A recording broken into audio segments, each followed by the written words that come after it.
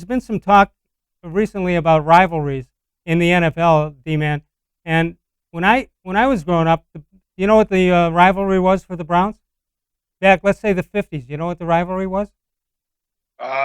Colts, No, New York Giants. Giants. Okay. Yeah, New York Giants and the Browns. And then Pittsburgh was a horrible team in those days, 50s into the 60s. They used to come in and get thrashed on a Saturday night in Cleveland, and I don't mean in the bars, I mean on the football field.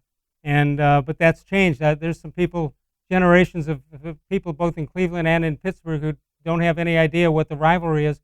But the rivalry now, that according to Brian Diardo, he thinks the Steelers rivalry is the former Cleveland Browns, and that would be the Baltimore Ravens. So let's take a look at some of the uh, you take a look at CBSSports.com and what they're thinking.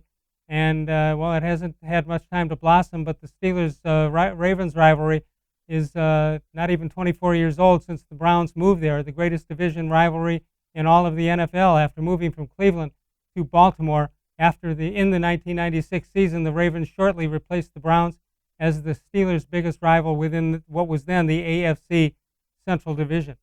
I would think that a lot of people in Pittsburgh don't even know that the Ravens were the Browns at one time. I don't know. I don't know how you feel about that. 216-575-0403 is the number to call. The Ravens and Steelers. This is since the Ravens became the Ravens. Steelers lead that series 28-24. That sounds like a legitimate rivalry. Browns and Steelers since 1999. Steelers lead that series 35-7-1 and one tie in that. That's not very good. Browns still behind. Even if you go back to the 50s, Browns still way behind the Pittsburgh Steelers in that division. There was a long time, even when the Browns were decent, they couldn't win in Three Rivers Stadium. I think it was 17 in a row, something like that.